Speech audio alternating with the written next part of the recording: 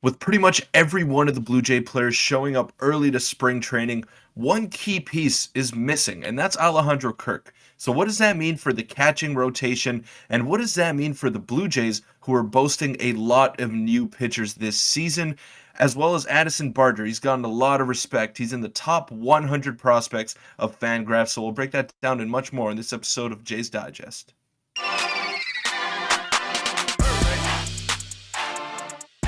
What's up, Jays fans? I'm your host, Peter Vryonis, alongside host Nick Gosse. And I want to thank you all for the support that we've been getting. It's been unreal. Spring training is just around the corner. First game is on Saturday. We might be live streaming one of the first two. We're not quite sure yet. Depends how our schedules are folding out there.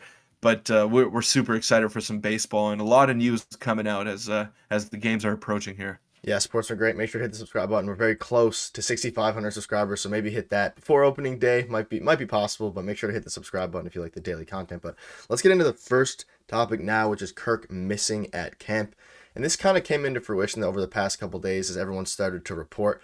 And here's what John Snyder had to say about it. He said the conversations are ongoing about how the Blue Jays will handle Alejandro Kirk's late arrival to camp because of the birth of his child and the World Baseball Classic. He could be a bit behind ramping up.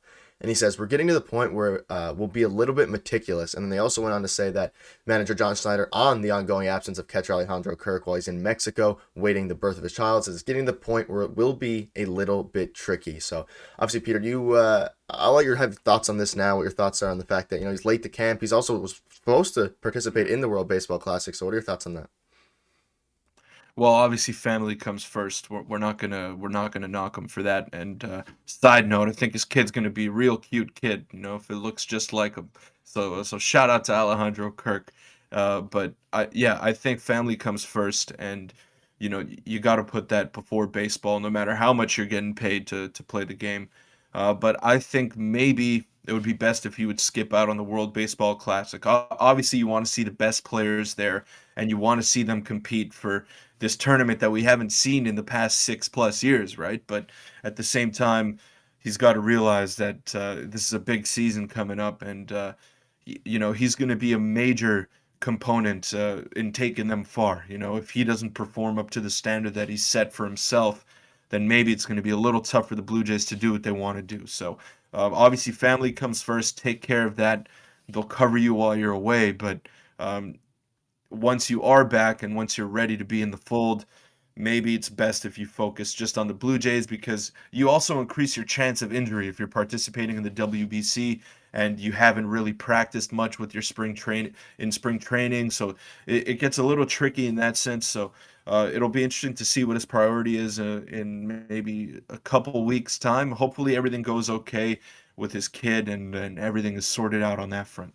Yeah, and we saw it with Manoah and with Romano, people like that. They're doing exactly what you said, not participating because they want the extra rest. And I wonder what the organization's feeling is towards Alejandro Kirk now that he is arriving late to camp. I wonder if they would prefer if he skips out because obviously, not that he's a fragile player, but his body's a bit different than some of the other catchers, in the league and on our team. So whereas, we do have obviously Varsho and Denny Jansen especially, who's going to take up majority of the time and less DH time with Belt in the team. But if he could focus on the Jays. But that being said, the World Baseball Classic super exciting, so it's going to be interesting to see. And do Yeah. you have any final thoughts on that before we move on? Yeah, I think it's important that he gets into the groove, and you're seeing it now. Most players are tending to skip out on the tournament, and it does suck for the baseball fans because we got to wait a little bit longer to see some competitive ball. We got to wait until the end of March, but I think he'll be just fine. And the Jays do have catching depth in Varsho and Danny Jansen, so I think they'll be fine. But he should be ready to go come opening day. I agree, and that's the main thing. At the end of the day, Blue Jays, besides family, of course, is the main priority for him, or at least should be, especially with the World Series aspirations. So let us know your thoughts on that, and let's get into the second topic now, which is the lineup construction was revealed, or at least, a bit of it was revealed. And Peter, you sent me this, and I saw it as well, and it's very interesting. It brought up some conversation off camera, but good read from Shy on the lineup makeup. So Shai Davidi obviously made an article about it. You can go read that in depth if you want to. But the early read on things from Shy and Ben Wagner is that Springer will lead off, Vlad will bat second, and then the left-handed hitter, whether it's Varsho or Belt, will bat third, with Bichette, of course, batting fourth. And Chris Black went on to say, short, analysis on what is easily the biggest news to come out of the camp so far. And he said, let's start here. The Jays have played 379 games with Vladimir Guerrero Jr. and Bo Bichette in the lineup, and a healthy majority of those 233 have come with Vlad and Bo hitting consecutively in the order. And obviously, Davidi's piece saying that that won't be the case. And then maybe a little from Gideon Clark here, a little, mock lineup saying Springer 1, Vlad 2, Belt 3, Bo, and then Kirk Jansen, Varsho, Chapman, Merrifield, Kiermaier. And it obviously does separate the left from right-handed. I think I'd prefer, I don't know, I'll get your thoughts on this. Do you think this lineup is good? And what are your thoughts on, the Jays seemingly having one of Belt or Varsho in the 3 spots? I didn't really expect it, but now looking at it, it makes a ton of sense. It makes sense, but it all depends on how Brandon Belt's going to perform. Is he going to be the 2022 Brandon Belt, or is he going to be 2021 version of himself? If he's the 21 version of himself, then yes, this makes a ton of sense. But the trend lately in baseball and also for the Blue Jays has been to get your best hitters as many at-bats as possible. So you want your best hitters in the top 3, and I don't think it can be disputed that the top 3 hitters on the team are Springer, Vlad, and Bo. So my take would be leaning towards having them in the top 3.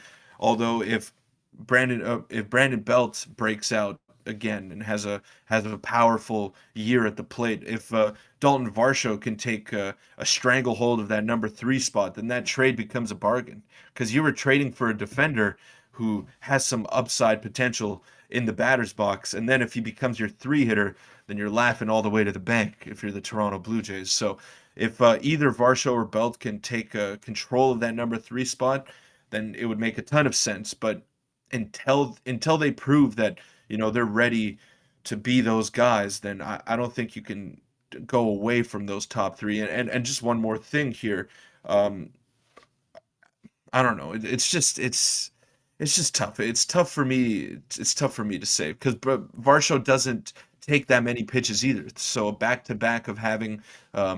Dalton Varsho and Bo Bichette is a little tough. You want to get base runners on too.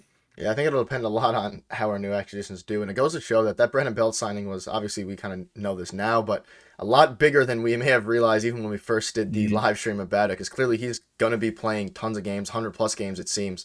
And then Varsho, we know, is going to play almost every night. So it's going to be interesting to see. Let us know what your thoughts are on that and what your lineup construction would be as we move on to the Jays have 2 top 50 prospects. Most notably, Addison Barger has broken into the scene because we knew that Tiedemann was going to be in the top 100. But I have 2 screenshots for you guys here. We'll start with Ricky Tiedemann. You can see all the way down at the very bottom of the list at 24th ranked. This is from Fangraphs, I believe. And you can see Gunnar Henderson and Corbin Carroll, of course, as the top 2. But here's the real intriguing thing now as Addison Barger has broken onto the scene at 53 there at the bottom with a 50 FV. And he's played at AAA level so far. And Peter, I'll let you take over here now. What are your thoughts on this? Addison Barger finally breaking into the scene at 53. And I guess as well, we're Ricky Tiedemann at 24. Well, Ricky Tiedemann is expected. We've seen all the highlights of him at spring training. Can't be more excited. I really hope that he gets a start, a couple innings under his belt during camp, and I think he will, and that'll probably be the most watched spring training game Definitely. of the Blue Jays calendar there. But at the same time, Barger, well, we got to say it, Nick. I think we were the first ones. We were the first ones to really pump this guy's tires, and we can see why now because he's making significant strides. And if the Jays don't get anyone else, I think he's most likely going to make the team out of camp. He's going to be the 13th guy.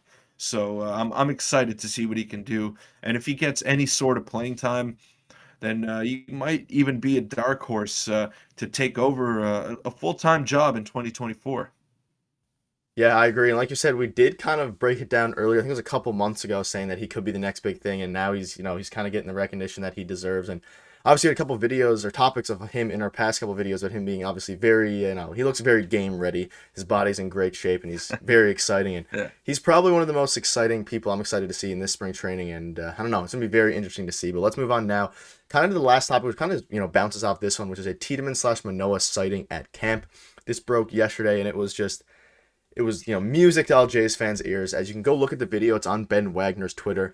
But double-barreled, Alek Manoah and Ricky Tiedemann were both pitching at the same time. And then Damon says, it's showtime when every single member of the organization is watching intently as they were going. And it's very good to watch. Tiedemann has a very interesting delivery. It's almost not like, it's like sidearm to a degree. But I don't know. What are your thoughts on this as 2 of the potential aces going forward over the next few years? Yeah, Tiedemann's stuff is undeniable. That's been the big thing with him coming up through the minor leagues, and he hides the ball super well. That's what makes his delivery very unique, and it's not something that you see very often. Very he really tends to like dig deep on his back foot, and I mean he looks good out there. And I saw one tweet, I can't remember who it was from, might have been from Brandon Delaney on Twitter, who does a lot of good work, Blue Jays writing and reporting. So shout out to him.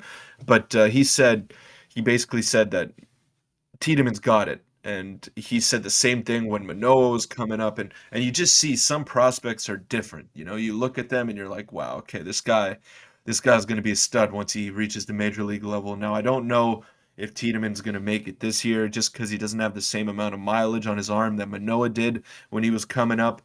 But at the same time, he might force the Blue Jays' hand and just be way too good for the minor leagues. So it remains to be seen. But how can you not be excited about your future 1-2 punch and your rotation side by side?